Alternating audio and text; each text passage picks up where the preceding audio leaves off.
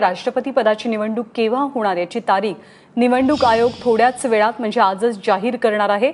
जुलै महिन्यामध्ये पुढच्या महिन्यामध्ये राष्ट्रपती पदाच्या निवडणुकीची शक्यता आहे आणि संध्याकाळी 5 वाजता तारीख नेमकी काय असेल आणि हा कार्यक्रम नेमका कसा असेल हे निवडणूक आयोगाच्या वतीने जाहीर केलं जाईल। सध्या जबरदस्त चर्चा आहे दिल्लीमध्ये की नवीन राष्ट्रपती पुढचे राष्ट्रपती कोण होणार आणि राष्ट्रपती पदाच्या निवडणुकीचा संपूर्ण कार्यक्रम आणि तारीख निवडणूक आयोग संध्याकाळी 5 वाजता घोषित करणार आहे। बरीचशी समीकरणं या निवडणुकीवरती अवलंबून असणार आहेत। राज्यातलं शिवसेना भाजपचं समीकरण सुद्धा राष्ट्रपती पदाच्या निवडणुकीवरती बरंचसं अवलंबून आहे आणि संध्याकाळी 5 वाजता निवडणूक आयोग या कार्यक्रमाची घोषणा करेल। प्रशांत कदम आपल्या सोबत आहेत, आपले दिल्लीचे प्रतिनिधी।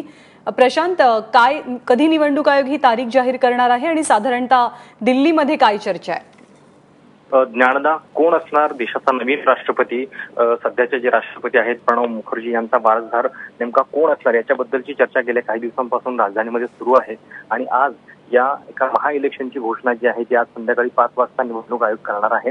कारण 25 जुलै ही तारीख आहे ज्या दिवशी सध्याचे राष्ट्रपती प्रणव मुखर्जी यांची टर्म जी आहे ती संपते आहे आणि त्याच्या आधी हा निवडणुकीचा कार्यक्रम जो आहे तो आयोगाला पार पाडावा लागणार आहे। खरं तर या निवडणुकीचे प्रचार किंवा इतर वेगळ्या पद्धतीची जी रंगत जनरल इलेक्शन्समध्ये असते तशी नसली तर एक वेगळ्या पद्धतीचं राजकारण जे आहे ते राष्ट्रीय पातळीवरती पाहायला मिळतं। कारण एनडीए आणि युपीए या 2 गटांकडून सध्या उमेदवाराची चाचणी सुरू आहे।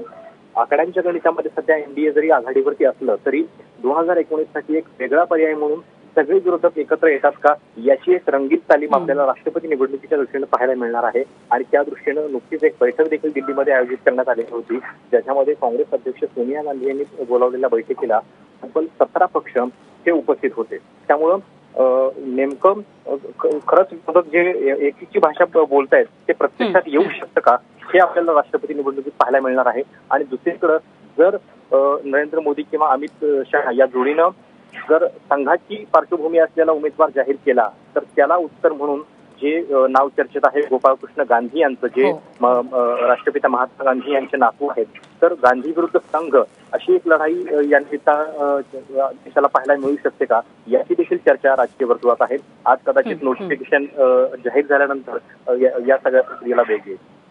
प्रशांत, धन्यवाद या माहितीबद्दल।